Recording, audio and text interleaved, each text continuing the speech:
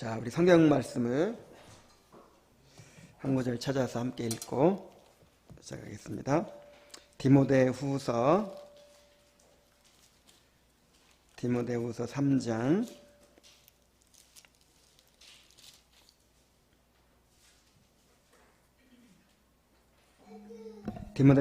15절부터 17절까지의 말씀입니다. 이 말씀 함께 읽어보겠습니다. 시작. 모든 성경은 또 어려서부터 성경을 알았나니 성경은 능히 너로 하여금 그리스도 예수 안에 있는 믿음으로 말미암아 구원에 이르는 지혜가 있게 하느니라.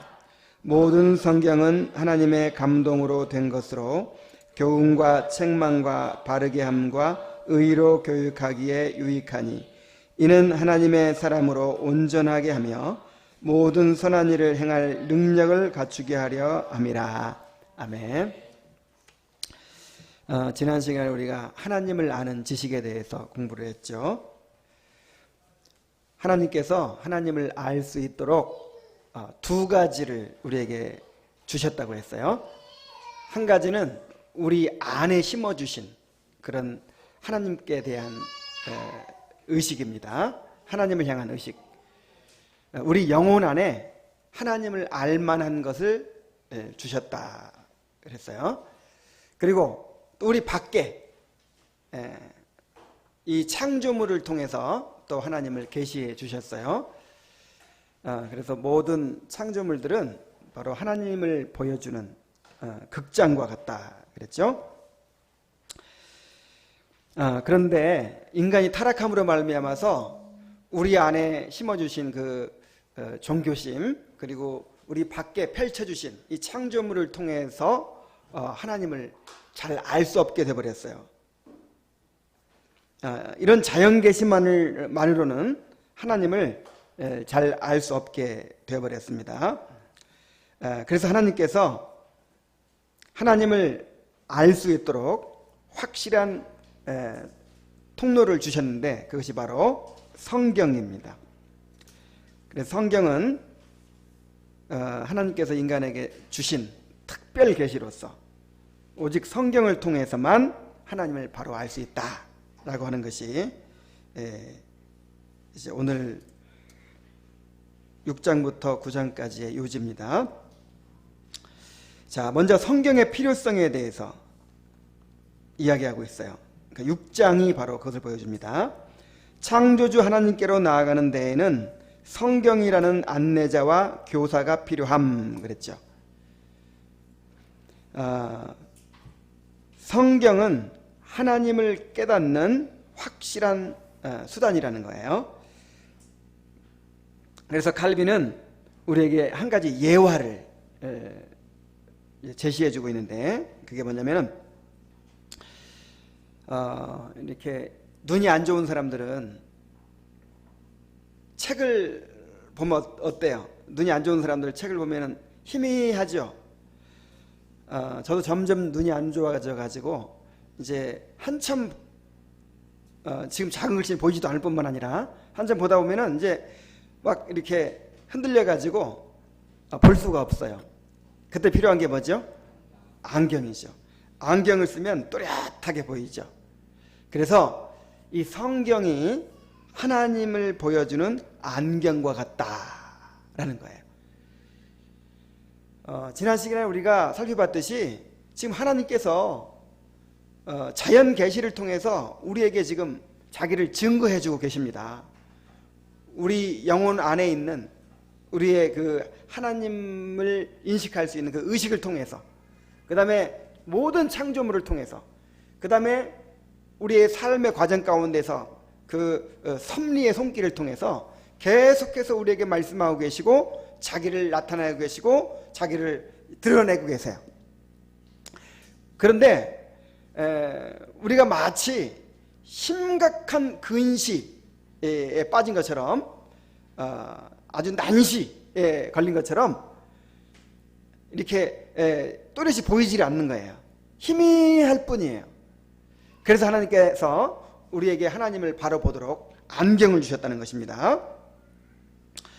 안경을 하나님께 주신 이 영적인 안경, 곧 성경을 통해서만 하나님을 알 수 있다 그랬어요. 우리 책을 좀 같이 읽어가면서 하면 좋을 것 같아요. 76페이지에 보면 페이지 수 써놨죠?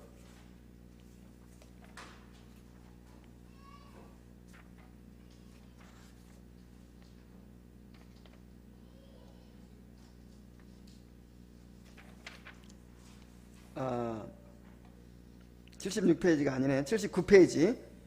눈이 안 보여가지고.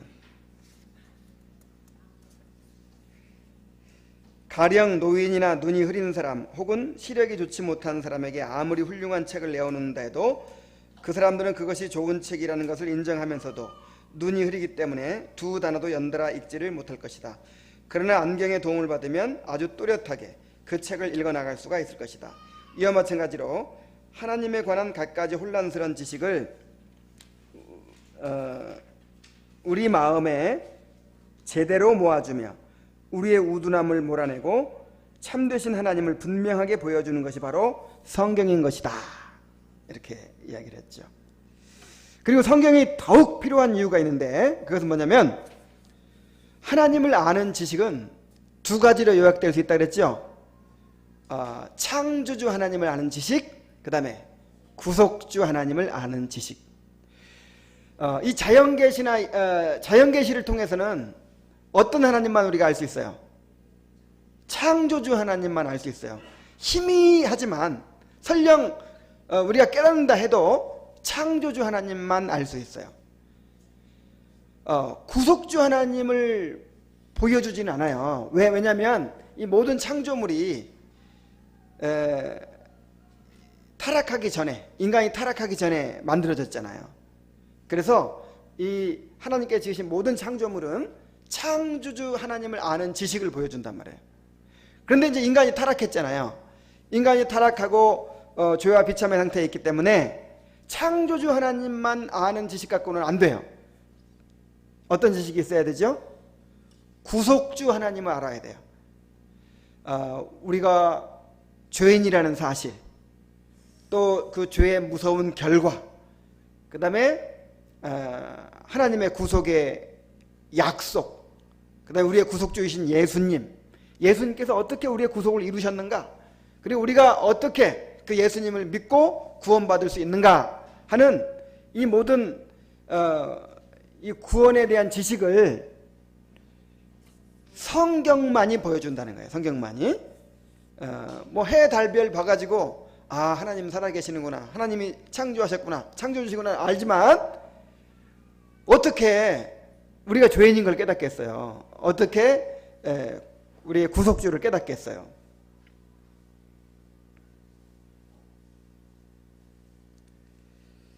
그래서 성경의 도움이 없이는 하나님을 알 수가 없는 것입니다. 성경의 도움이 없이는 오류에 빠질 수밖에 없다 그랬어요. 82페이지 한번 보세요.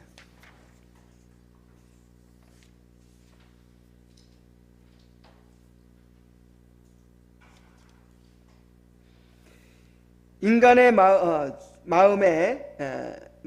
마음이 하나님을 잊어버리는 대로 빠지기가 얼마나 쉬우며 온갖 종류의 오류에 이끌리는 경향이 얼마나 심하며 새로운 인위적인 종교들을 끊임없이 만들어내고픈 욕망이 얼마나 큰가를 생각해보면 하늘의 교리가 잊혀지거나 오류를 통해서 사라지거나 혹은 사람의 오만함 때문에 왜곡되고 부패하게 되지 않도록 그것들을 기록하여 증거로 남겨두는 일이 얼마나 절실했는지를 알 수 있을 것이다. 자, 이 말이 무슨 말인지 이해가 되죠? 하나님을 잊어버리는 대로 빠지기가 얼마나 쉬우며, 계속 얼마나라는 수식어를 지금 사용하고 있어요. 온갖 종류에 이끌리는 경향이 얼마나 심하며 새로운 인위적인 종교들을 끊임없이 만들어내고픈 욕망이 얼마나 큰가를 생각해 보라는 거예요. 그래서 인간에게는 종교심이 있어요. 하나님을 알만한 것이 있어요. 그것마저 없어져 버린 게 아니죠. 그런데 그것이 있는데 바른 하나님을 알지 못하니까 어떻게 돼요? 자꾸만 우상을 만들어내는 거예요. 자꾸만 잘못된 길을 만들어내게 되는 거예요.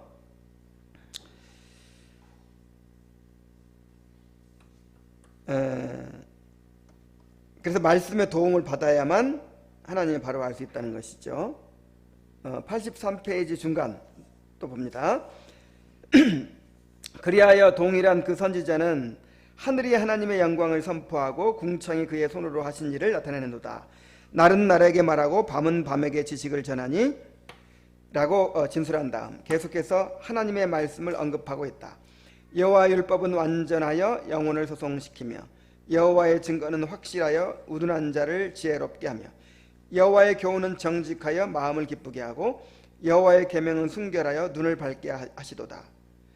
율법의 다른 용도들도 포함시키기는 하지만 그의 말씀의 전반적인 의미는 사람들로 하여금 하늘과 땅을 바라봄으로써 하나님을 찾도록 하는 일이 전혀 소용이 없기 때문에 말씀이 하나님의 자녀의 학교가 된다는 뜻이다.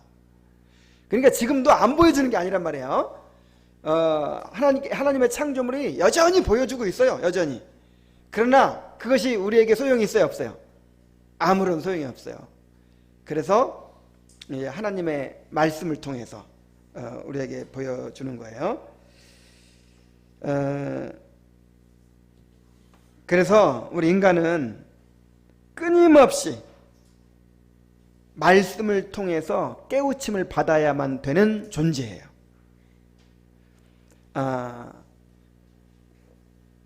자, 우리가 그것을 우리 자신을 통해서 느끼죠. 계속해서 말씀으로 깨우침 받지 않으면 우리 안에 뭐가 생기나요? 우상이 생겨나고, 그 다음에 무지와 어두움에 빠지고, 또 혼란에 빠지고, 그 다음에 이 죄가 일어나서 우리를 또 지배하게 된단 말이에요. 그렇게 되기가 얼마나 쉬운가. 이걸 깨닫는 사람이 정말 하나님의 은혜를 구하게 됩니다. 그래서 그 시편 1편 같은데 복 있는 사람은 악인의 꾀를 쫓지 아니하며 주인의 길에 서지 아니하며 오만한 자의 자리에 앉지 아니하고, 그 다음에 어떻게 한다 그랬어요? 여호와의 율법을 즐거워하여 그 율법을 주야로 묵상하는 자로다. 나는 그게 그냥 전에는 그게 그냥 과장법인 줄 알았어요. 어떻게 밤낮으로 말씀만 묵상하고 살아요? 근데 그게 과장이 아니에요. 실제예요, 실제. 우리가 주야로 그것을 묵상하지 않으면, 그 하나님의 말씀이 우리를 계속해서 우리를 깨우쳐 주지 않으면 어떻게 돼요? 순간적으로 무지와 어둠에 빠진단 말이에요. 이게 바로 죄성이에요. 말씀의 깨우침을 받지 않고도 살아갈 수 있다고 생각하는 사람은 저는 구원받은 사람이 아니라고 생각을 해요. 정말 구원받은 사람은 그 필요성을 깨닫죠. 그래서 말씀을 갈망하게 되는 거예요. 젖된 아이와 같이 갓난 아이와 같이 신령하고 순전한 자들을 사모하게 되는 것입니다.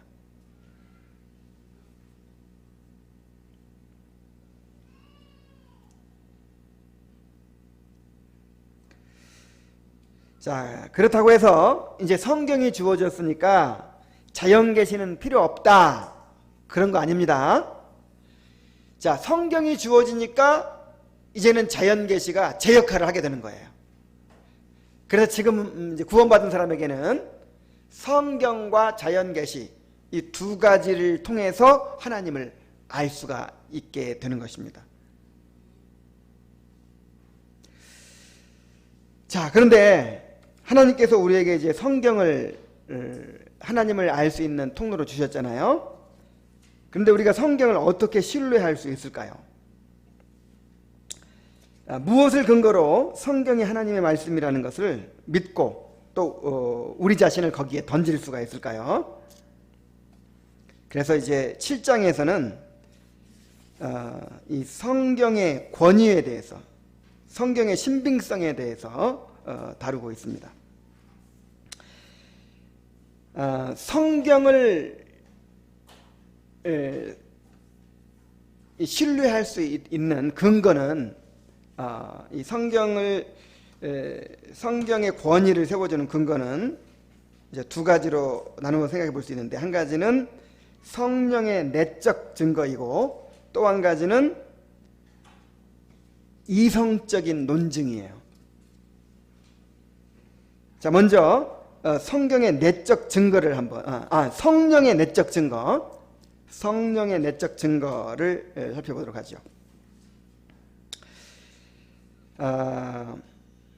이 카톨릭에서는, 로마 카톨릭에서는 성경의 권위가 교회의 인정에 근거한다, 이렇게 주장을 합니다.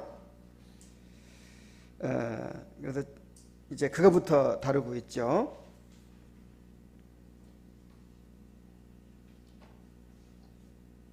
그러니까 이제 이런 식으로 생각하는 거예요. 그 사도들이나 아니면 그 사도들과 함께했던, 예수님과 함께했던 수많은 사람들이 있죠. 그 사람들이 나름대로 전부 다 뭔가 좀 편지도 쓰고 뭐 책도 쓰고 기록도 남기고 그랬을 거 아니에요. 그러니까 수많은 문서들이 있어요. 수많은 문서들. 근데 그 중에 어떤 것을 성경으로 인정하고 어떤 것을 성경이 아니라고 이렇게 구분할 수가 있을까요? 그것을 교회 회의에서 결정했다는 거예요. 이게 맞는 말이에요? 틀린 말이에요? 이게 누가 주장하는 거라고요? 로마 가톨릭에서, 천주교에서 그렇게 주장한다고요. 이 86페이지 한번 봅시다.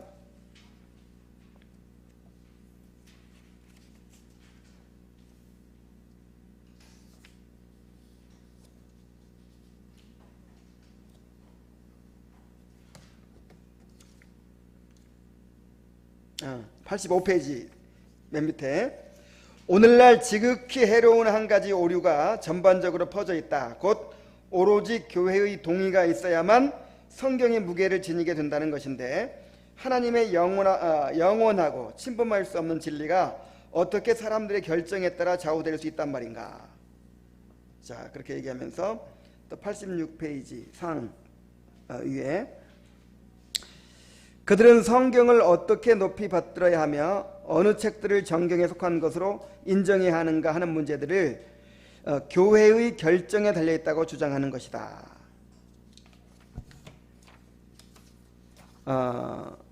오늘날도 이렇게 생각하는 사람들이 많이 있어요.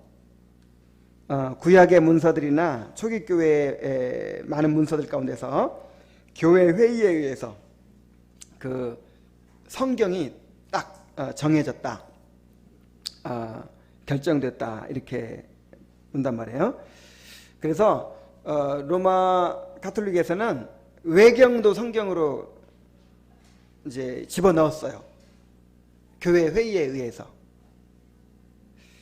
자, 이게 무슨 문제가 있습니까?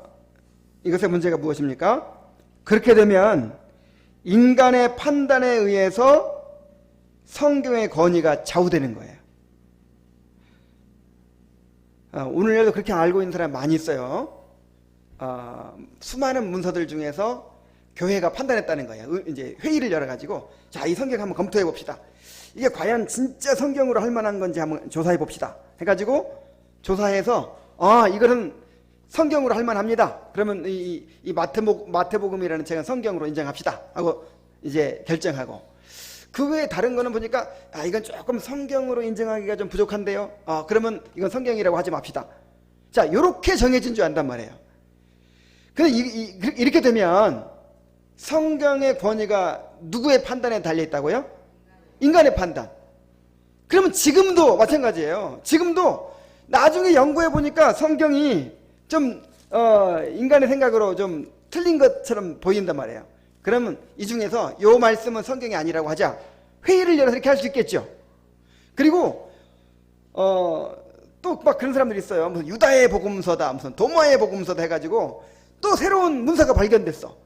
발견된 걸 보니까 이거 요한복음만큼이나 훌륭해, 이것은 성경에 집어넣읍시다 해가지고 또 성경으로 집어넣고, 이런 일이 가능하게 되겠죠.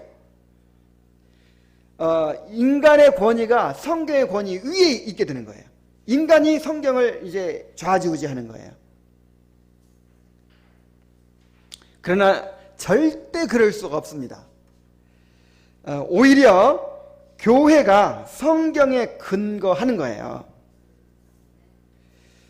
성경이 교회를 낳은 것이지 교회가 성경을 낳은 것이 아닙니다. 이거 잘 생각하셔야 돼요. 너무 중요한 문제예요. 그러니까 교회가 인정했기 때문에 성경이 된 것이 아니라 교회도 생겨나기 전에 이미 뭐 붙어 있었어요? 성경 붙어 있었어요. 성경부터. 성경에 의해서 교회가 나왔어요. 그것을 이제 칼빈이 증명을 합니다.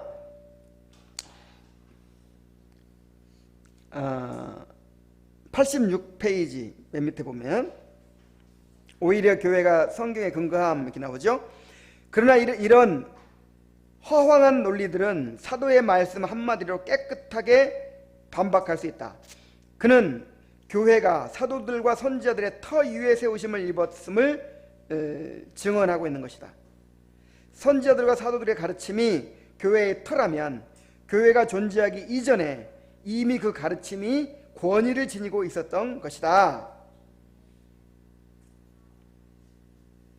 그 다음에 또 밑에 보면은 성경을 판단하는 권세가 교회에게 있어서 성경의 확실성 여부가 교회의 동의에 달려있다는 식의 논리는 전혀 허구가 되어버리는 것이다. 그러므로 물론 교회가 성경을 받아들이고 성경에 대하여 인준의 인을 치기는 하지만 그렇다고 해서 의심스럽고 논란이 있는 것을 교회가 인을 침으로써 그것을 순전한 것으로 만든 것은 아니다. 교회는 다만 성경이 하나님의 진리임을 인정하며 또한 주저없이 성경을 높임으로써 그 경건한 의무를 다한 것뿐이다. 그랬어요. 그러니까 교회는 어떤 역할을 했냐면 교회는 단지 성경을 교회에 주시잖아요. 성경을 교회에 주시면 그것을 이제 받아들이는 역할을 한 것뿐이죠.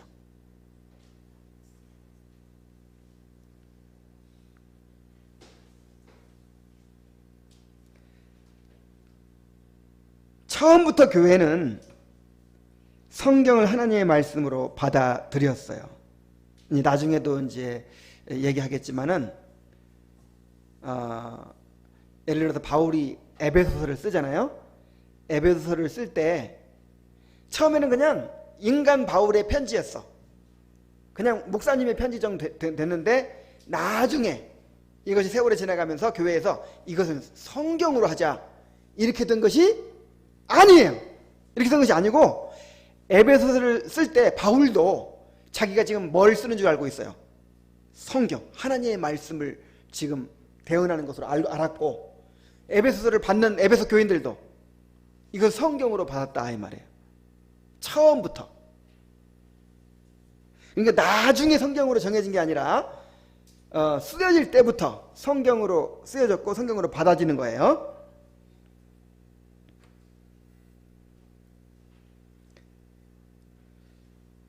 이 성경의 권위는 그러면 어디에 있을까요? 무엇을 보고 우리가 이것을 하나님의 말씀이라고 인정하고 믿게 될까요? 가장 중요한 것이 성령의 내적 증거라는 거예요. 성령의 내적 증거. 자, 두 가지 증거가 있다고 그랬죠? 성령의 내적 증거가 있고 그 다음에 이성적인 논증이 있고 논리적인 증거가 있고 그 다음에 성령의 증거가 있고 그런데 이제 우리가 예수 믿는 것도 이제 예수님이 어떻게 해서 나를 위해 돌아가시고 예수님이 실존하셨던 인물이고 예수님이 어떤 일을 하셨고 이런 내용을 다 알아야죠. 알고 합리적인 그 논리에 의해서 우리가 예수를 믿거든요. 근데 이것만 가지고 안 되고 진짜 믿음은 누가 주시는 거예요?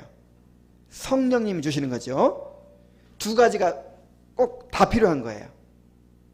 믿음은 성령님 주시는 거지만 이런 이성적인 논증이 필요해요. 또 인간은 이성적인 존재이기 때문에 마찬가지로 우리가 성경에 대해 믿음을 갖는 것도 가장 중요한 것은 성령의 내적 증거입니다. 성령께서 증거해 주신다는 거예요. 성령께서.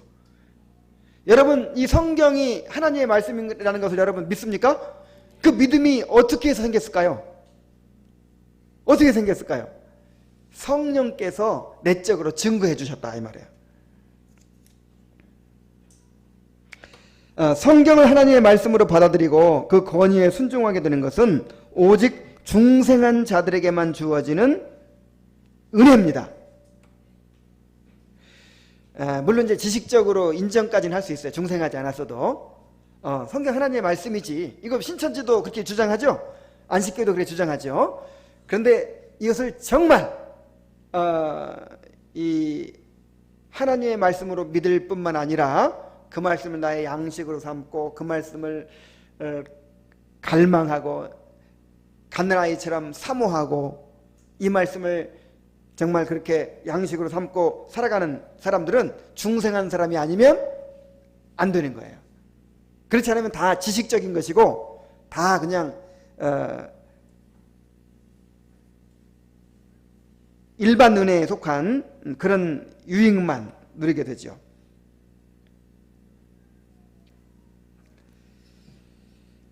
어, 92페이지 한번 보죠. 92페이지.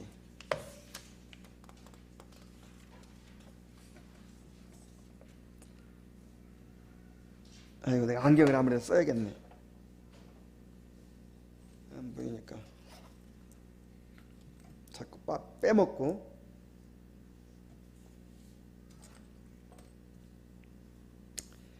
자, 89페이지 한번 봅시다.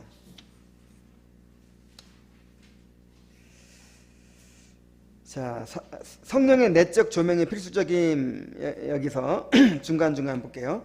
성경에 대한 최고의 증거는 일반적으로 하나님께서 친히 그 속에서 말씀하신다는 사실에서 비롯된다. 또 성경의 진리라는 확신의 근거를 인간의 추리나 판단 혹은 이성보다도 더 높은 것에, 즉 성령의 은밀하신 증언에 두어야 할 것이다. 그 다음에 맨 밑에 도저히 어쩔 수 없을 정도로 파렴치해지지 않은 사람이라면 하나님이 성경 속에서 말씀하신다는 명백한 증거가 성경 자체에 나타나 있으며 따라서 성경의 가르침이 하늘로부터 온 것이라는 것을 고백하지 않을 수가 없을 것이다. 또 밑에쯤에 모든 이론을 다 합친 것보다도 성령의 증언이 훨씬 더 훌륭하다는 것이다. 오직 하나님만이 그의 말씀에 대해서 적절히 증언하실 수 있으므로 그 말씀이 사람들의 마음에 받아들이기 위해서는 반드시 먼저 성령의 내적인 증거에 의해서 확증되어야만 하기 때문이다. 그랬어요.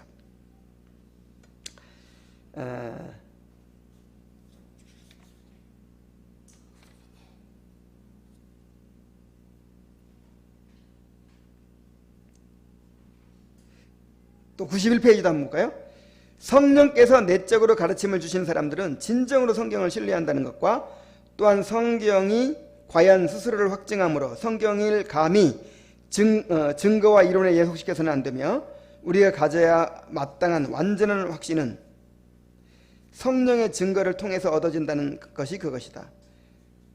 성경이 그 자체의 위엄으로 인하여 사람들에게 높임을 받는 것은 사실이지만 오직 성령을 통하여 우리 마음에 그것이 인쳐질 때에야 비록 성경이 우리에게 진지한 영향을 주게 되는 것이다.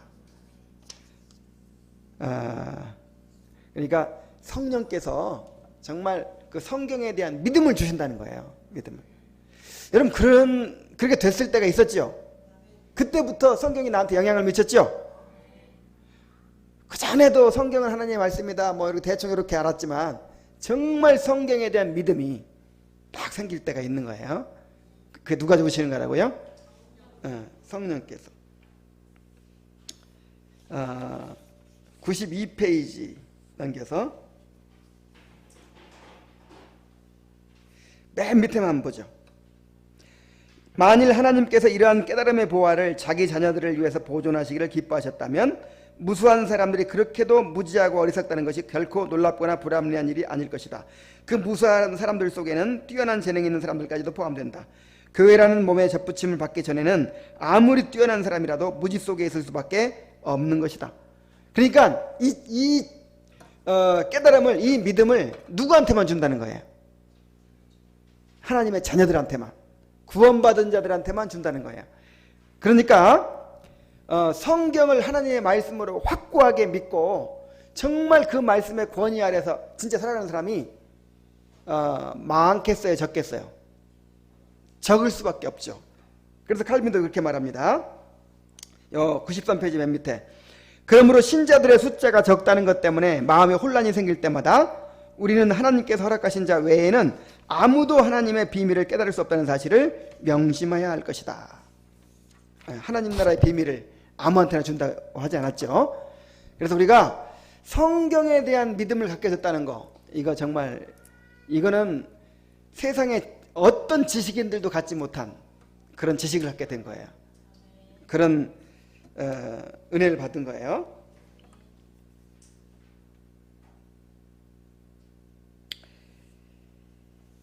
자, 이제 우리 성경의 신빙성은 성령께서 내적으로 증거해 주셔야만 된다 했죠. 근데 그렇게 이제 내적 증거를 받아들이는 사람에게는 이성적인 논증도 효과가 있는 거예요. 논리적인 증명도. 그래서 이제 이 8장은 이 이성적인 논증에 대해서 다룹니다.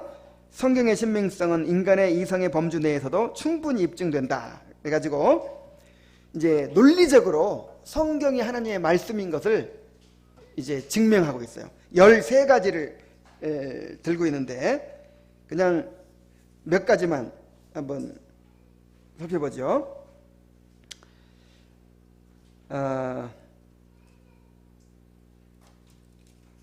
자, 먼저 그 성경의 신빙성에 대한 이성적인 논증은 부수적인 것이다. 그렇게 이제 이야기를 하고 있어요.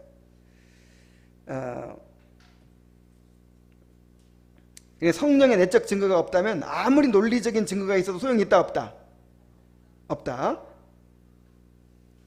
그러니까 막 창조 과학을 통해서 아니면 무슨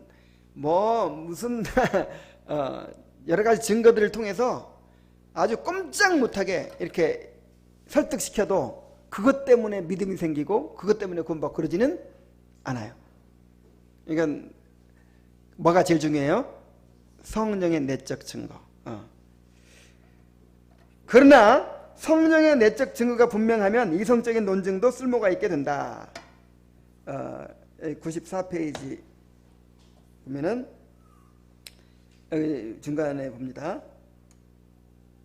그러나 이와 반대로 일단 우리가 성경의 위험에 합당한 대로 그 권위를 열렬히 받아들이고 또한 그것이 그저 일상적인 것들을 초월한다는 것을 깨닫고 나면 그 전에는 성경의 확실성을 우리 마음에 심어줄 만큼 그렇게 강력하지 못하던 여러 가지 논증들이 이제는 아주 쓸모있는 도움을 주게 될 것이다.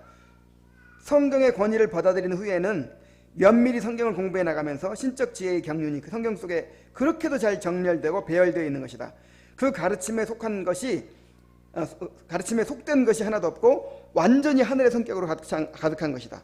각 부분이 모두 다른 부분들과 아름답게 조화를 이루는 것이나 그 밖에 그 책들에 대해 위험을 느끼게 하는 각가지 다른 특성들을 생각해보면 성경에 대한 우리의 믿음이 과연 참이라는 것이 정말 놀랍게 확증되는 것이다.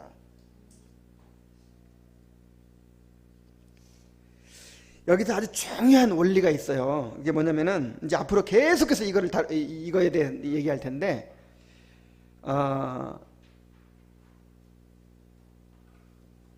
하나님께서 이제 역사하시는 방법은 초자연적인 것과 자연적인 것을 이제 함께 사용하신다는 거예요.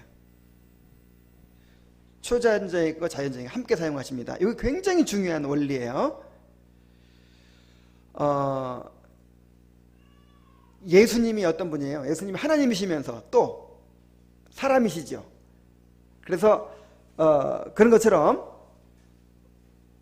모든 하나님의 역사하시는 일에 이렇게 초자연적인 것과 자연적인 것이 함께 이제 작용하는 거예요. 그래서 이제 우리가 이제 예수님 믿고 구원받는다고 할 때 그 믿음은요, 그냥 논리적으로 왜 믿어야 되고 믿으면 어떻게 되고 막 이렇게 그 논리적으로 지식이 있다고 해서 구원받는 거 아니죠. 성령께서 믿음을 주셔야 되죠. 그런데 성령께서 믿음을 주시는데 그냥 진공 상태로 주시는 게 아니란 말이에요. 논리적인 합리적인 그런 근거를 가지고 믿게 하신단 말이에요. 그래서 논리적으로도 합리적으로도 얼마든지 설명이 될 수가 있어요. 이제 그 믿고 나면 학문적으로 지식적으로도 요 불신자들의 논리는 너무 엉터리야. 정말 가장 합리적이고 논리적인 증명이 되는 거예요. 자, 무슨 얘기인지 이해가 됩니까? 그래서 성경에 대한 믿음은 성령에 의해서 주어진 합리적인 근거를 가진 믿음이다 하는 거예요.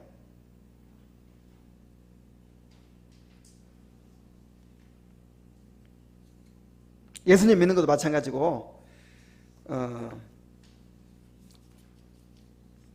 그래서 이제 그냥 성경을 믿을 만한 근거도 없는데 성령께서 그냥 초자연적으로 그냥 믿게 딱 만들어버려가지고 그냥 나도 모르는 사이에 믿고 이런 게 아니란 말이야. 성령께서 그것을 주시기도 했지만 내가 논리적으로 생각해봐도 어때요? 너무 확실해. 논리적으로 생각해봐도, 이성적으로 생각해봐도. 이제 그걸 얘기하고 있는 거예요 지금. 그걸 13가지나 이야기하고 있는데 첫째, 감화력. 인간의 지혜를 뛰어넘는 성경의 위엄 그랬죠. 95페이지 맨 밑에 한번 보세요. 데모스테네스나 키케로의 저작들을 읽어보라. 플라톤이나 아리스토텔레스 같은 이들의 글을 읽어보라. 아마도 그 책들에 상당히 매료되고 거기서 즐거움과 감동을 얻으며 거기에 마음이 사로잡힐 것이다. 그러나 그것들을 읽은 다음 성경으로 눈을 돌려 그것을 읽어보라. 그러면 싫든 좋든 그것에서 큰 감동을 받고 마음의 찔림을 받고 골수에 박히게 돼요. 그 깊은 영향과 비교할 때 다른 웅변가들이나 철학자들이 그래서 받은 감동은 거의 없는 것이나 마찬가지가 되어버릴 것이다. 아니 그냥 이거는 직관적으로 안단 말이야. 여러분도 경험해봤죠? 세상에서 정말 그 좋은 책이라고 하는 책들을 읽어볼 때 좋아요 안 좋아요? 아 좋네, 감동적이네. 그거 읽다가 성경 한번 읽어봐요. 성경에 있다 그 책 읽어봐요. 이건 도대체 이거는 아예 그냥 이제 가지도 않죠. 손이 가지도 않죠. 비교할 수가 없단 말이에요. 그 감화력이라고 하는 것이, 그 지혜라고 하는 것이, 그 권위라고 하는 것이. 그 다음에 또 진실성을 들고 있어요. 여기 97페이지에 보면은 이제 모세에 의해서 나타난 성경의 신빙성 해가지고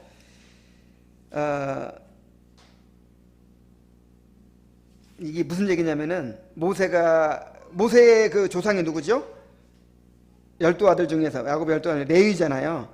레위가 그 살인자잖아, 살인자. 아주 그냥 그 세겜 족속을 다 학살한 그런 흉악한 사람이잖아요. 근데 모세가 창세기를 기록하면서 그건 쏙 빼고 기록하면 얼마나 좋겠어. 근데 그대로 기록하잖아.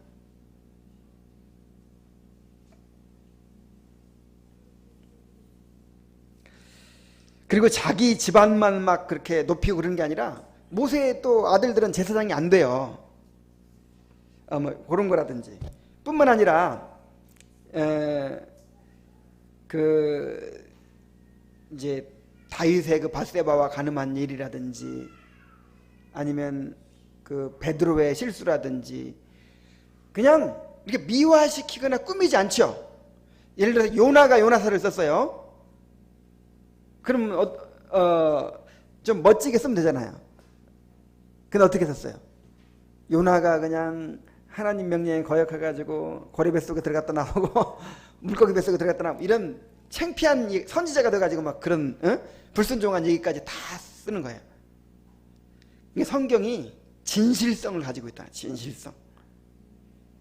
어떤 인간이 뭔가 나를 좀 드러내보기 위해 쓴 글이 아니라 정말 이 하나님에 의해서 쓰여진 책이라는 것을 알 수 있어요.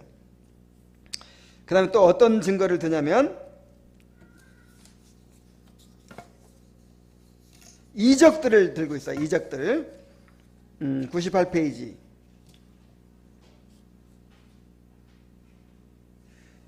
맨 밑에 이 모든 일들은 모세가 과연 하나님의 참된 선지자임을 보여주기 위하여 하나님께서 보내신 증거들이 아니고 무엇이겠는가. 자, 그러니까 모세를 통해서 나타난 모든 이적들이 왜 주어졌다고요? 모세가 전한 말씀이 하나님께로부터 온 것임을 이렇게 증명하는 하나님의 증언이에요. 증언. 그래서 선지자들이나 사도들이 행한 이적들은 그들의 메시지가 하나님께로부터 온 것임을 보증하는 하나님의 증언이었습니다. 마가복음 16장 20절에 이렇게 기록되어 있어요. 제자들이 나가 두루 전파할세 주께서 함께 역사하사 그 따르는 표적으로 말씀을 확실히 증언하시니라. 그러니까 이제 선지자들이나 제자들이 하나님의 말씀을 선포해요. 그러면 하나님께서 이것이 하나님께로부터 온 메시지라는 걸 보여주기 위해서 뭘 나타내신다고요? 기적을 나타내신다고요. 그러니까 성경에서 뭐 병 고침 받고 귀신 쫓겨나가고 무슨 기적이 일어나는 것들을 뭐 믿음이 좋아서 생겨난 거 아니에요. 믿음만 있으면 다 뭐 기적이 나타납니까? 그래서 생겨난 게 아니고 전부 다 표적이에요. 표적. 하나님께서 주시는 이 계시가 하나님께서 주신 계시라는 것을 하나님이 직접 지금 증언하고 계시는 거예요. 뭐 우리는 무조건 기도한다고 그렇게 안 되는 거예요. 아무리 뭐 믿음이 좋아도 기적 우리 마음대로 일어나는 거 아니에요. 물론 이제 기도응답으로 어쩌다가 하나님께서 기도응답으로 일으켜 주실 수 있지만은 성경에 나타난 기적은 뭐라고요? 표적, 계시에 대한 확증입니다. 그래서 이 성경 말씀이 진짜 하나님께로부터 온 것이다. 이것을 믿을 수 있는 한 가지 근거가 뭐예요? 기적들. 성경에 나타난 기적들.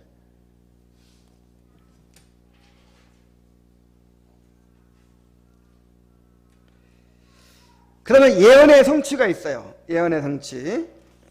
7, 8절에 그 얘기하고 있죠. 야곱이 이제 유다 지파가 12아들 중에서 이제 왕족이 될 것이다. 야곱에게서 홀이 나올 것이다. 그렇게 예언했죠. 근데 실제로 어떻게 됐어요? 유다 지파가 왕족이 됐잖아요. 유다 지파에 왕들이 나왔잖아요.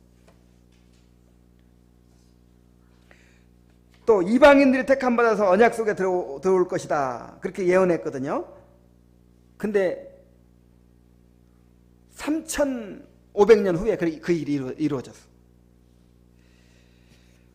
또 예루살렘이 무너지고 바벨론의 포로로 잡혀갈 것이다. 그 다음에 70년 만에 다시 돌아올 것이다. 그 돌아오게 만든 결정적인 인물이 고레스가 될 것이다. 뭐 이런 예언들이 그대로 성취됐어요. 에스겔과 에레미야는 각기 다른 지역에서 다르게 활동한 사람인데 둘 다 예언한 것이 일치해요. 다 그대로 이루어졌어요.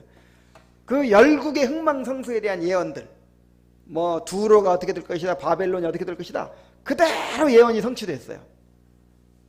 그래서 성경에 수많은 예언들이 있는데 만약에 그 중에서 한 가지라도 맞지 않은 것이 있으면 어떻게 될까요? 성경의 권위는 땅에 떨어지겠죠. 근데 지금까지 성경이 예언했는데 안 이루어졌어 이렇게 하는 말 들어봤어요? 지금까지 하나도 없어요. 성경의 예언은 반드시 다 이루어졌어요.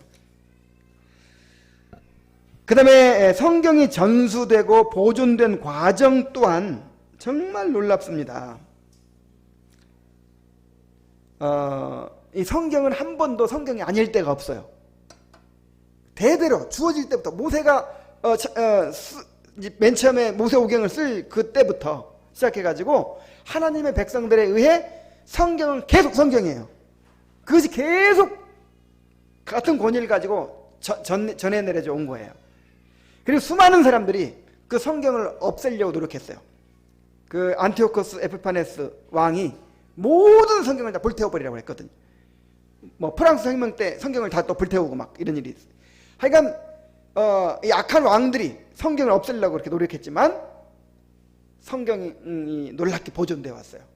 이 하나님의 섭리죠. 오늘날 전 세계에 퍼져 있고 영원한 베스트셀러가 되고 있죠. 가장 중요한 것은 성경 자체의 주장이라고 볼 수 있어요. 성경은 하나님이 말씀하셨다 이렇게 주장합니다. 성경 자체가. 그래서 하나님이 가라사대 하나님이 말씀하시니라 이런 구절이 구약 성경에만 3,800회가나 있어요.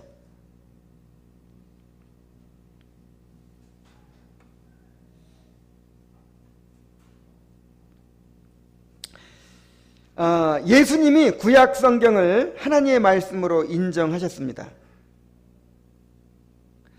이거 시간이 없으니까 그냥 넘어갈게요. 성경 찾아보면 재밌는데. 예수님은요, 이 모세가 쓴 모세오경, 그 다음에 선지자들의 글, 그 다음에 시편, 전부 다 하나님의 말씀으로 인정하고, 그 말씀을 이루려고 하셨어요. 그 다음에 사도들이 구약 성경이 하나님의 말씀을 증거했어요. 예를 들어서 디모데후서 3장 16절 말씀, 모든 성경은 하나님의 감동으로 된 것으로 교훈과 책망과 바르게 하며 의로 교육하여 유쾌하니 할 때 그 모든 성경은 무슨 성경을 가리킬까요? 구약 성경을 가리키죠. 구약 성경. 또 베드로후서 1장 21절 한번 찾아볼까요?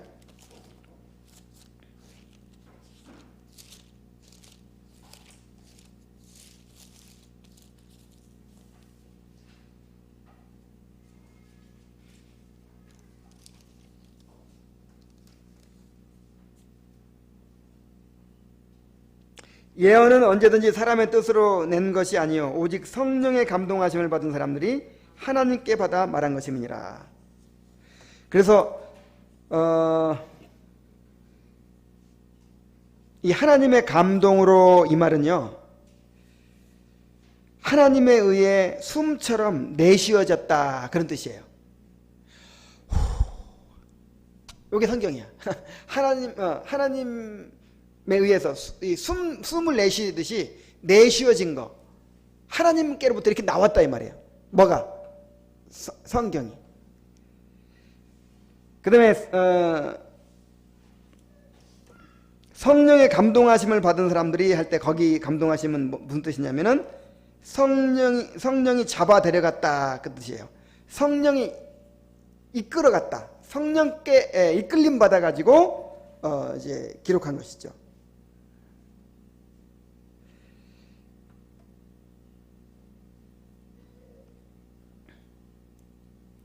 그렇다고 해서 자꾸 시간이 가네. 그렇다고 해서 이제 하나님이 성령으로 감동을 이제 주시는 거예요. 어떤 사람을 주셔가지고 받아 써라 그러면 그냥 성령에 감동 받아가지고 불러주는 대로 이렇게 썼을까요? 이걸 이제 기계적 영감이라고 하거든요. 기계적 영감. 그런 기계적 영감이 아니에요. 자, 지금 아까 내가 말한 그 초자연적인 것과 자연적인 것을 이렇게 조화를 이루어서 이제 하나님의 역사를 이룬다는 거, 그 원리가 이제 계속 되는 것입니다. 성경을 쓸 때도 그렇게 된 거예요. 그래서 어떻게 보면 인간이 쓴 거예요. 어떻게 보면. 자, 누가복음 쓸 때 뭐라고 그랬어요? 데오빌로 각하. 이제 데오빌로라는 그 초신자가 있어요. 누가가 그 초신자한테 예수님에 대해서 이렇게 예수님의 생애와 교훈을 잘 정리해가지고 이렇게 보내주면 믿음이 성장하겠다. 이렇게 마음을 먹어가지고 그동안 썼던 다른 복음서들을 미루어 살폈다 그랬어요. 다 미루어 이제 살피면서 자기도 조사를 또 했어요. 이렇게 하고 다 준비를 하고 그리고 썼거든요. 그래 누가 쓴 거야? 누가가 썼죠. 누가. 그런데 또 그 누가복음에 누가 쓴 거예요? 성령의 감동으로 하나님이 쓰신 거예요.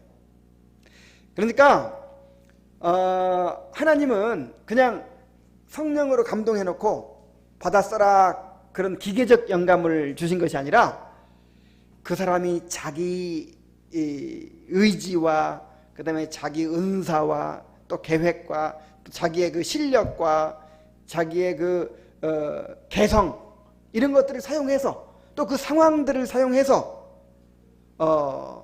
그 상황 속에서 그렇게 쓰도록 하시면서 절대로 오류가 없도록 그렇게 감독하시고 지도하셔서 그렇게 쓰여졌다 이 말이에요. 그러니까 이 성경은 한편으로 생각하면 하나님이 쓰신 책이에요. 그런데 또 한편으로 생각하면 또 인간의 책이야. 이것이 하나님이 역사하시는 방법입니다. 그래서 성경도 신성과 인성이 있어요.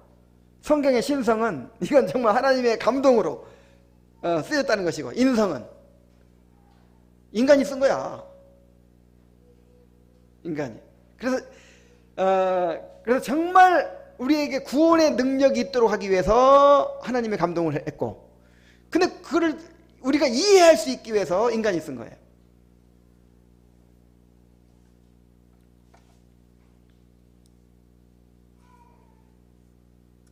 자, 신약 성경의 신빙성은 어떻습니까? 자, 이건 한번 찾아봅시다. 시간 많이 갔어도 이거 한번 찾아봅시다. 자, 구약 성경은 의심할 여지 없이 하나님의 말씀인 것이 분명하죠. 이거 그 구약 성경이 주어졌을 때부터 이 하나님의 백성들이 계속해서 하나님의 말씀으로 이제 인정해 왔고, 그 다음에 선지자들이 이것은 내가 말하는 게 아니라 누가 말하는 것이다?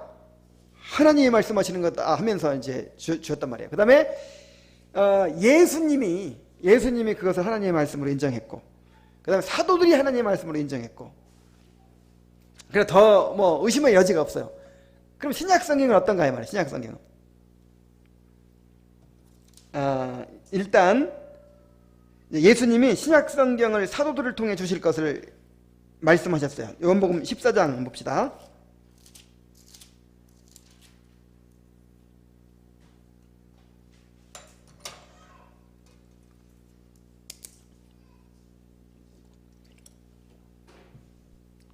요한복음 14장 26절이에요. 보혜사 곧 아버지께서 내 이름으로 보내실 그가 너희에게 모든 것을 가르치시고 내가 너희에게 말한 모든 것을 생각나게 하시리라. 그 다음에 16장 13절. 그러나 진리의 성령이 오시면 그가 너희를 모든 진리 가운데로 인도하시리니 그가 스스로 말하지 않고 오직 들은 것을 말하며 장래일을 너희에게 알리시리라. 지금 이 사도들은 예수님의 대리자들입니다. 그러니까 누구만큼 권위가 있는 거예요? 예수님의 권위를 가지고 예수님의 일을 대신하는 거니까. 그래서 이제 예수님의 말씀을 누가 하는 거죠? 사도들이. 그래서 사도들이 쓴 것이 뭐가 되는 거예요? 성경이 되는 거예요. 그래서 그렇게 이제 사도들에게 성령께서 영감을 줄 것이다. 이제 예수님의 말씀을 이렇게 전하도록 영감을 줄 것이다라고 하는 것을 지금 예언하고 계시잖아요. 보혜사 곧 아버지께서 내 이름으로 보내실 성령 그가 너희에게 모든 것을 가르치시리라. 진리의 성령이 오시면 그가 너희를 모든 진리 가운데로 인도하시리라. 자, 예수님의 이런 이제 예언이 있어요. 그 다음에 사도들은요 자신들의 글을 구약과 동등한 성경으로 여겼어요. 스스로. 고린도전서 2장 13절.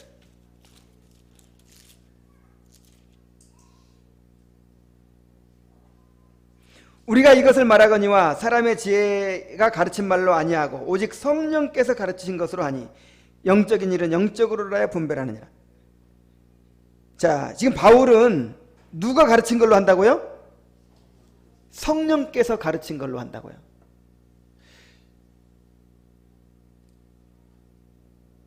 우리는 이런 말을 못해요. 우리는 이미 기록된 성경의 조명을 받아서 성경을 읽고 공부하고 성령의 조명을 받아서 하는 것이지, 성령이 직접 가르쳐줬다 그럼 이단이에요. 근데 바울은 누가 가르쳐줘? 지금 성령이 내가 지금 얘기하는 건 누가 가르친 거다? 이걸 한두 번 얘기한 게 아니에요. 또 베드로전서 1장 21절.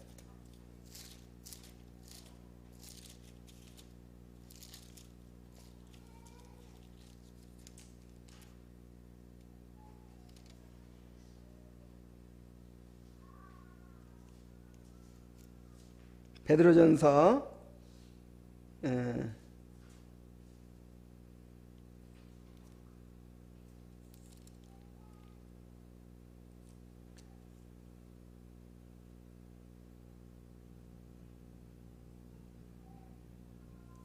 그럼 내가 성경을 3번을 넘어갑시다. 3번 그냥.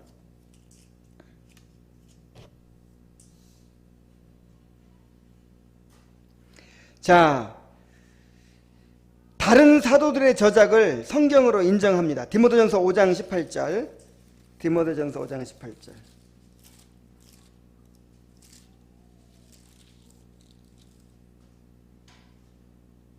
성경에 일렀으되 곡식을 밟았다는 소의 입에 망을 씌우지 말라 하였고, 요건 이제 구약 율법에 있는 말이에요. 또 일꾼이 그 싹을 받는 것이 마땅하다 하였느니라. 이거는 누가복음 10장 7절에 있는 말씀이에요. 그러니까 지금 이 디모데 전서를 쓴 바울은 누가복음을 성경으로 인정하고 있는 거예요. 누가가 쓴 누가복음을 성경으로 인용하고 있는 거예요. 참 놀랍지 않아요? 같은 시대에 지금 이제 활동하고 있는 바울하고 누가하고 함께 다녔잖아요. 그죠? 그 다음에 베드로후서 3장 15절 16절.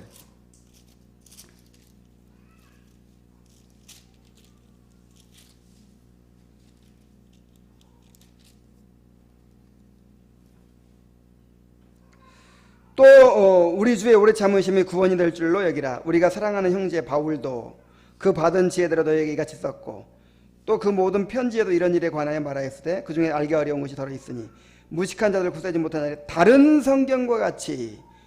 자, 지금 바울의 저작을 뭘로 인정하고 있어요? 성경으로.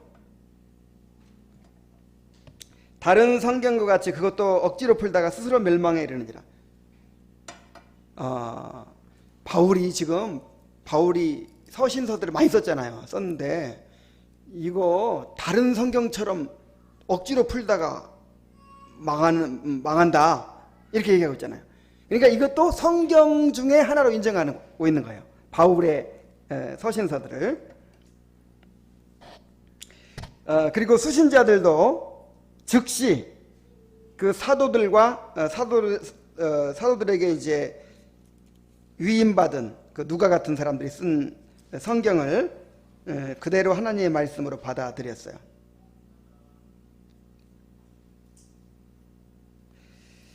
자, 그래서 그 성경에 대한 믿음은 성령께서 내적으로 증거해 주시는 것이지만은, 갖게 해 주시는 것이지만, 그러나 그 이성적인 논증으로도 성경이 하나님의 말씀이라는 것을 증명할 수 있어요, 없어요? 있어요. 충분히 증명할 수가 있는 거예요.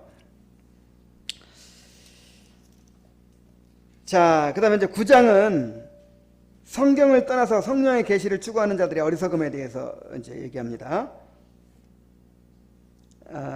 성경을 버리고 계시들을 쫓는 광신자들은 경건의 모든 원리를 파괴시킨다 그랬죠. 자, 성경을 떠나서 성령의 직접 계시를 추구하는 사람들의 오류. 자, 이런 사람들 있죠. 자, 이제 하나님을 알려면, 하나님의 말씀을 들으려면 어디로 가야 돼요? 이 성경으로 가야죠. 이 성경을 읽든지 이 선포되는 말씀을 들어야 되잖아요. 성경에 근거한. 그런데 성경을 떠나서 성령의 직접 계시를 추구하는 사람들이 있어요.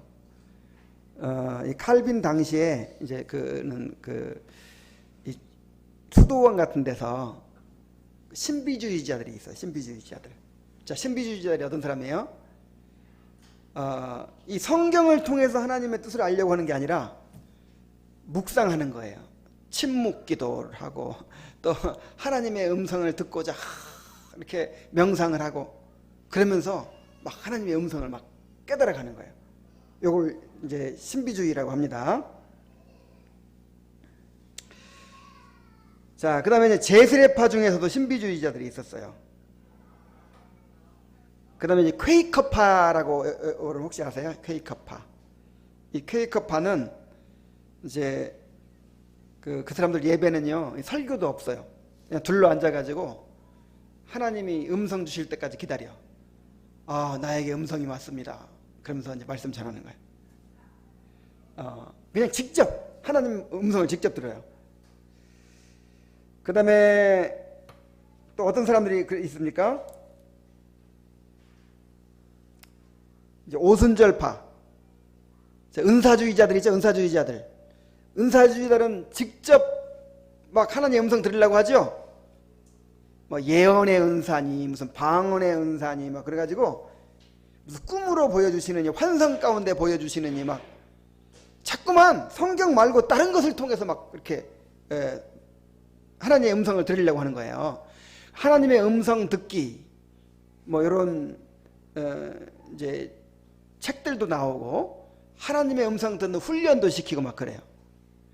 자꾸만 사람은 원래부터가 이 사람의 영물이기 때문에 하나님의 음성 들으려고 계속 하면 들릴까요 안 들릴까요? 뭔가 들려. 여러분도 연습해 보세요. 다 들려요. 그리고 오늘은 심사도 운동가들, 자, 이런 사람들인데 칼빈은 이런 사람들에 대해서 아주 그냥 뭐라고 공격을 했죠? 9장에 보면은 광신자들, 광란에 빠진 사람들.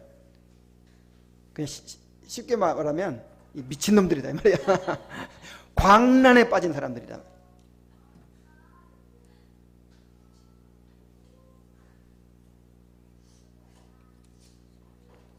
이런 사람들은 이제 성경을 무시하죠. 성경보다 직접 들어버리는데 뭐.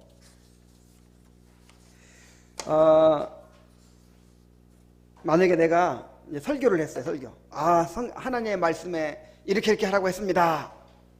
그러면 이제 막 그렇게 해야지 이러고 말 거예요. 근데 막 어떤 예언기도 하는 사람이 내 사랑하는 아들아 너는 이렇게 해라. 그럼 어때요? 하나님 음성을 주셨다는 거야. 아니면 꿈에 봤어. 꿈에 뭐 음성이 들렸어. 여러분 음성 들리는 걸 더 신뢰해야 돼요? 기록된 말씀을 신뢰해야 돼요? 아무리 음성이 아니라 천둥이 쳐도 기록된 말씀에 맞지 않으면 그 무시해버려야 돼요. 근데 그걸 더 신뢰한단 말이야. 그런 사람들이 어떤 사람들이라고? 이 광란에 빠진 사람들, 이 미친. 정말 심각해요. 우리나라 사람들 정말 너무너무 심각해. 하나님이 말씀해 주셨다는 거야. 이미 말씀을 이렇게 많이 해주셨는데 뭐 이건 안 볼 생각 안 하고 하나님이 뭐 또 말씀해 주셨대, 보여주셨대. 정말 큰일 났어요. 그래가지고 이제 오늘날은 어떤 얘기까지 하냐면은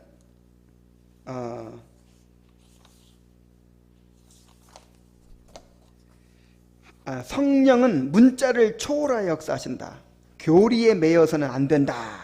요런 사상이 지금 요런 주장들이 있어요. 그러니까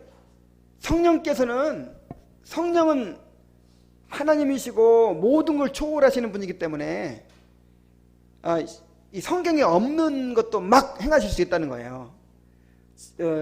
성경에 안 나오는 것도 얼마든 행하실 수 있고 성경과 다르게도 행하실 수 있다는 거예요. 근데 너무 지나치게 교리의 영매이고 이 성경의 문자의 영매여가지고 그 성경이 조금 틀리면 아 이거 성령의 역사 아니다 이런 식으로 해서는 안 된다는 거예요. 요 주장이 지금 이 신사도 운동의 주장이고 오순절 운동 주장이에요. 성령 운동하는 사람들의 주장이에요. 그래가지고 그 사람들의 특징이 뭐냐면 교리를 무시해. 교리를 초월해서 그냥 어떤 신비한 역사를 인정한다는 면에서 하나가 되는 거예요. 전부 다.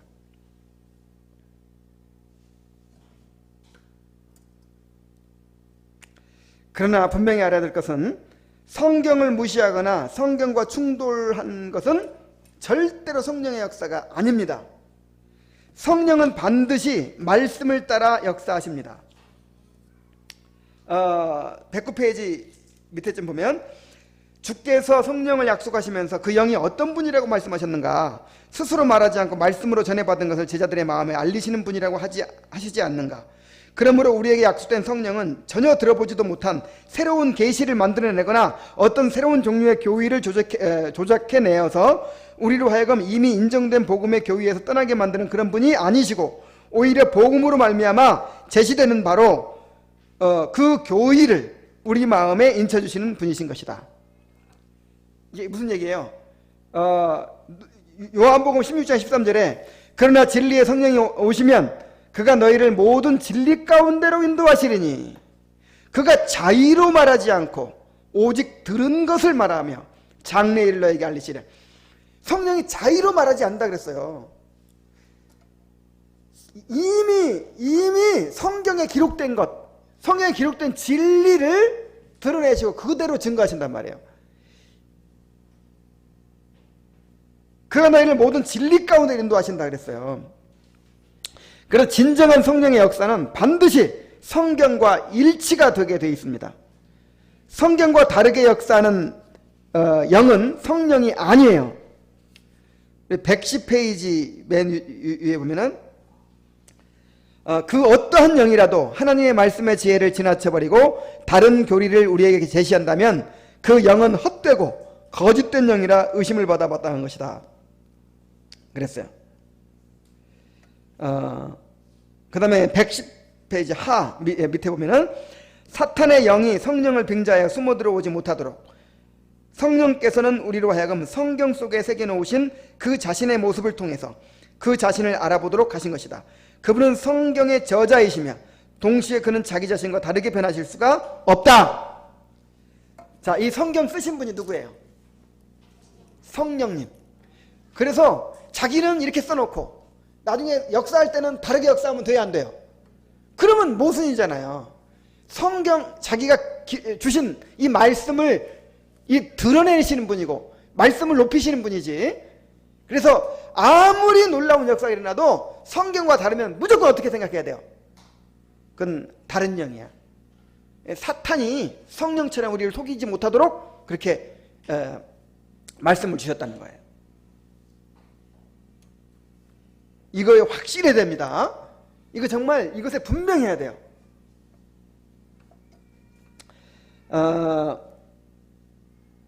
성령과 말씀은 서로 분리할 수가 없습니다. 성령은 반드시 말씀을 통해서 역사하십니다. 111페이지 중간쯤에 보면은 성령의 내적 증거를 통해서 확증되지 않는 이상 말씀 그 자체가 우리에게 확신을 주지 못한다는 것도 이 사실들과 조금도 모순을 일으키지 않는다. 주님은 상호간의 일종의 결속을 통해서 그의 말씀의 확실성과 그의 성령의 확실성을 하나로 묶어 놓으셨으므로 성령께서 빛을 비추셔서 우리로 하여금 하나님 얼굴을 바라보게 하실 때에 말씀에 대한 완전한 신앙이 우리 마음속에 자리를 잡게 되며 또한 우리가 성령을 그 자신의 형상 즉 말씀 속에서 인식할 때에 우리가 혹 속임을 당하는 것이 아닐까 하는 두려움 없이 성령을 받아들일 수 있는 것이다. 그러니까 말씀과 성령이 이렇게 결속되어 있어요. 그래서 성령은 어디로 인도하고 말씀으로 인도하고 말씀은 성령으로 인도하고 그래서 상호 검증이 되게 하셨어요. 우리가 성령을 통해서 말씀을 검증해야 되고 말씀을 통해서 영을 검증하는 거예요. 분별하는 거예요.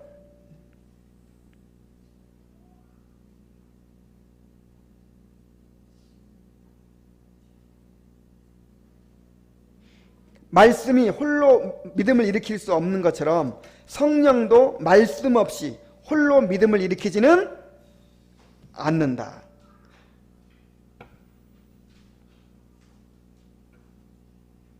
자, 이게 굉장히 중요합니다. 성령 없이 말씀만으로는 안 되죠?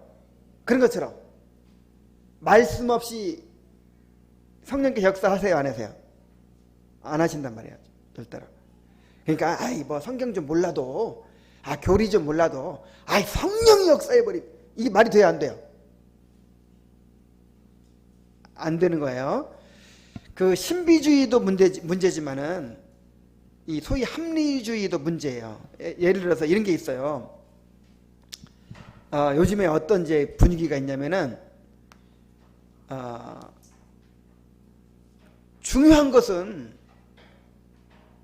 예수님의 사랑을 실천하는 거잖아요. 그죠?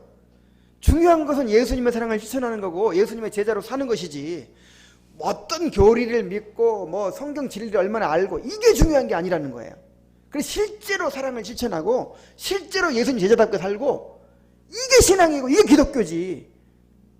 뭐 교리를 앞세우고 뭐 성경 지식을 앞세우고. 자, 이런 얘기하면 옳은 것 같아요, 틀린 것 같아요? 너무 옳은 것 같죠? 근데 이것이 너무 무서운 함정이 있어요.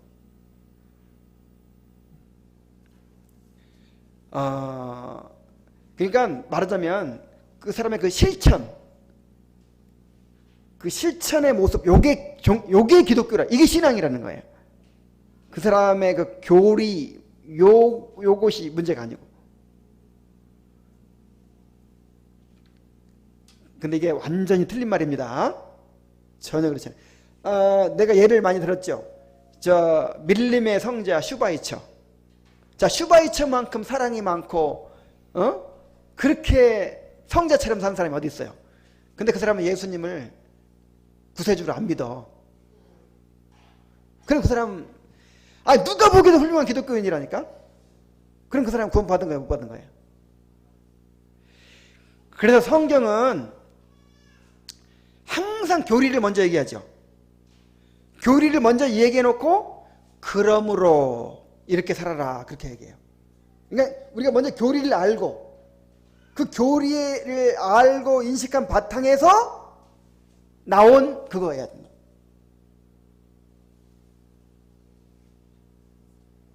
그러니까 예수님이 우리의 그 구속주가 아니고 그냥 단지 예수님이 선한 분이었다고만 믿으면서도 그렇게 훌륭한 일을 했어. 저 슈바이처는 깐디 같은 사람.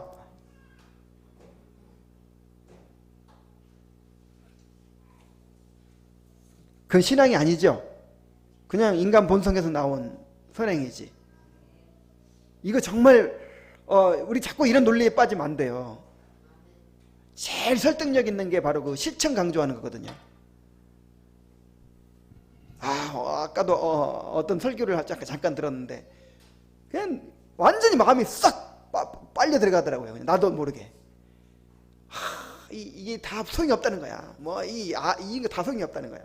그렇게 실천하는 게 중요하다는 거야.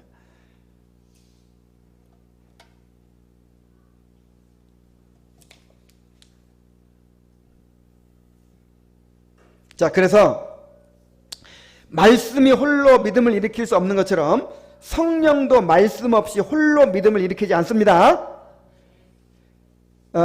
그래서 성령은 우리가 말씀에 합당한 존경과 위엄을 돌릴 때 능력을 나타내십니다.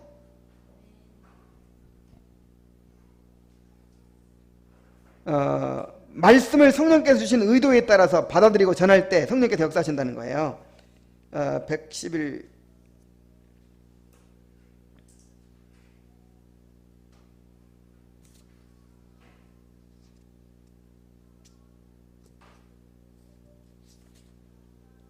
네. 그래서 이제 우리가요, 이 성경을 이제 기록한 그 의도, 그거를 알려고 애를 써야 돼. 그리고 그걸 드러내고 그걸 전해야 돼. 그래서 성령께서 이제 원래 말씀하시려고 했던 그 뜻이 있잖아요. 그거를 애써서 찾고 깨달으려고 노력하고 그것을 이해하고 그것을 전할 때 이제 성령께서 역사하시는 거예요. 그럼 나는 그런 뜻으로 얘기 안 했는데 엉뚱한 얘기를 하고 있단 말이야.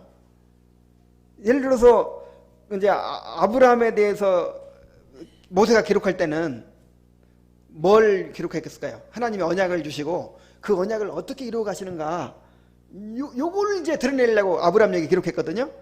근데 이제 어떤 사람이 이렇게 설교한다고 생각해 봅시다. 여러분, 아브라함이 이렇게 선하게 살았습니다. 이렇게 충성을 열심히 했습니다. 이렇게 예수님을 잘 믿었습니다. 그래서 이렇게 복을 받았습니다. 우리도 아브라함처럼 이렇게 해보면 됩니다. 그러면 지금 어떻게 된 거예요? 하나님이 어떻게 언약을 이루어 가셨는 게 아니라 누구를 지금 높이고 있어요? 그러면 그런데 막 성도는 은혜 받아. 소위 말해서 은혜 받아. 아까 감동 받고 막 열심히 막 해. 그래도 효과가 좋아요, 막. 주일 출석도 더 잘하고 헌금도 더 많이 내고. 그러면 이제 은혜 받았다고 생각하는 거야.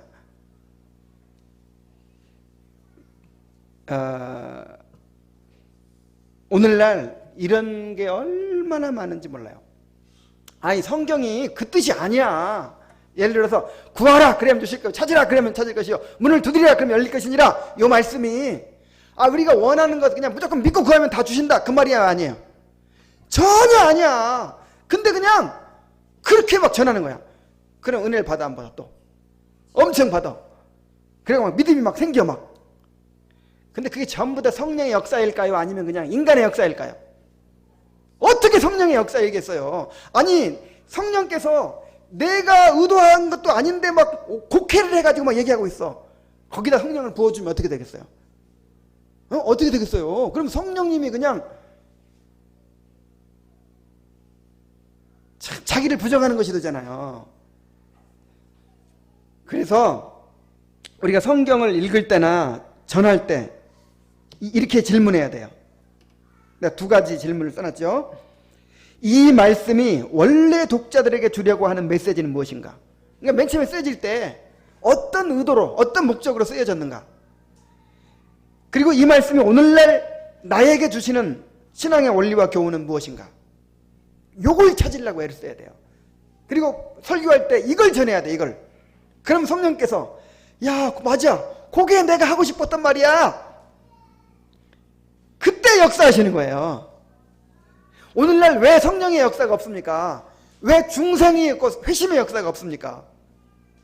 그냥 성경을 전부 자기 멋대로 다 전하는 거예요.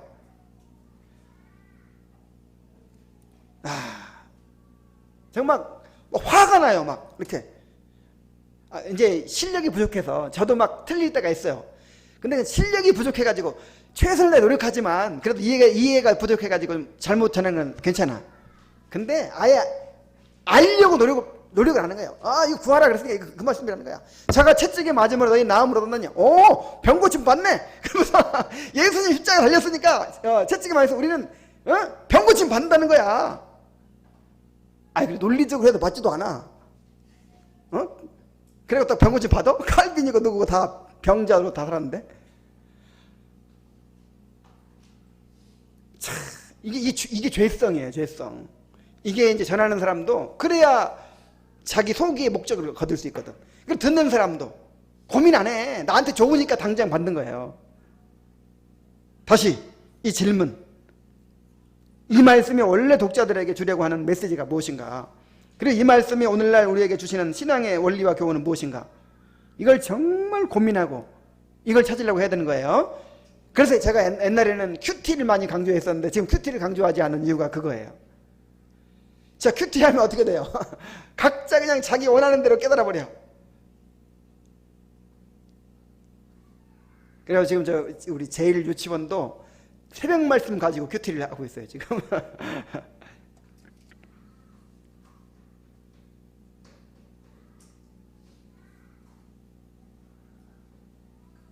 칼빈은 이제 오직 성경,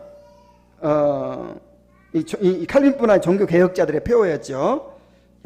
오직 성경의 기치를 내걸고 하여간 오직 성경이 말하는 대로 그렇게 하겠다, 이런 태도가 분명했어요. 성경이 가는 데까지 가고 성경이 멈추는 데서 멈추고. 그래서 아무리 사람들이 싫어하고 공격을 하더라도 성경이 말하면 말하는 거예요. 뭐 예정론 같은 거 얼마나 사람들이 많이 공격했는지 몰라요. 그런 거 좀 잠시 좀 이렇게 안 가르치면 되잖아요, 그런 거. 근데 성경이 말하고 있으니까 해야지. 강력하게 얘기하는 거야, 누가 뭐라고 하든 말든. 근데 성경이 말하지 않는 건 또 말 안 해요. 이걸 또 그럴싸하게 가르치면 지식인으로 대접받겠지만, 사람들이 성경 많이 안다고 하겠지만, 뭐 말 안 하니까 나는 말 안 하겠다, 딱 안 하는 거예요. 참 교회는 말씀을 바로 선포하는 교회가 되어야 됩니다. 그렇지 않으면 성경과 상관없이 인간의 뜻에 따라 움직여지는 교회가 되고 말 것입니다. 그래서 저는 한번 여러분, 우리가 지금 우리가 뭐 내세울 만한 거, 우리가 의지할 만한 게 뭐가 있어요? 뭐 학식이 뭐 뛰어나길 합니까? 아니면 무슨 재산이 많길 합니까? 무슨 인격이 다른 사람 훌륭하길 합니까? 우리가 의지할 수 있는 게 뭐가 있어요? 무슨 새로운 교회를 세운다는 거예요? 말씀. 한번 이 성경의 이 말씀을 있는 그대로, 성경에 기록된 그대로 선포하는 교회가 되겠다는 거예요. 그래서 우리 힘과 능력이 아니라 성령의 역사로 말미암아 중생이 일어나고 회심이 일어나고 정말 성령께서 역사하시는 그런 교회가 되게 하겠다는 것이 우리의 꿈이죠. 저는 그래서 이 말씀을 한번 경험하고 싶은 거예요. 말씀을. 그래서 내가 이렇게 해보니까 이제 제일 유치원 가서 설교하는 것까지 해서 일주일에 10번을 설교하더라고요. 10번을. 4번을 이제 이 페이퍼까지 만들어 가지고 하고 이제 5번을 메시지를 만들어서 보내고. 어떨 때는 이게 무슨 의미가 있겠나 이런 생각이 들 때도 있어요. 이거 누가 보긴 하나 뭐 이런 생각이 들 때가 있는데, 앞으로 내가 남은 이제 70살까지 하면 한 15년 이렇게 남았는데, 한번 15년이 아니라 10년이라도 한번 그렇게 해보겠다는 거예요. 말씀을 계속 한번 전하면, 대부흥의 시대에는 반드시 그 전에 이 말씀을 전해서 이 쌓여진 그런 역사가 반드시 있대요. 3년에서 5년. 이렇게 한 3년 동안 조나단 에드워즈도 계속해서 그 딱딱한 말씀을 그냥 계속 이렇게 전하다 보니까 이게 쌓이는 거예요. 그때 성령께서 역사. 큰 부흥의 역사가 아니더라도 말씀이 계속 이렇게 전해지면서 정말 성령께서 회심을 일으키는 그런 역사를 우리 기대합시다. 성령과 성경은 서로 연합되어 있어서 성령을 통해 말씀을 믿게 되고 말씀을 통해 성령의 역사를 받아들이게 된다. 성령이 없이 말씀은 죽은 문자에 불과하고 말씀 없는 성령의 추구는 환상에 불과하다. 그러므로 말씀과 성령은 상호 검증의 기준이 된다. 자, 이제 마칩시다. 이거 너무 오래 했네. 마지막으로, 여러분 정말 성경을 하나님의 말씀으로 믿습니까? 이 하나님의 말씀으로 믿는다는 말은 이 성경의 권위를, 나에 대한 성경의 권위를 받아들인다는 거예요. 한번 진짜 이게 하나님의 말씀이라는 것이 어떤 의미인지를 좀 깊이 묵상해 보세요. 하나님의 말씀.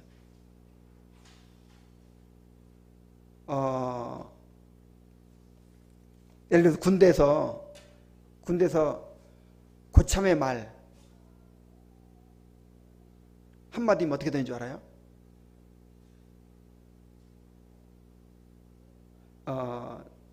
그러니까 하나님의 말씀이라고 믿는다고 하는 것은 이것을 하나님의 권위로 받아들이는 거예요. 하나님의 권위. 하나님이 지금 여기 나타나셔가지고 용서해!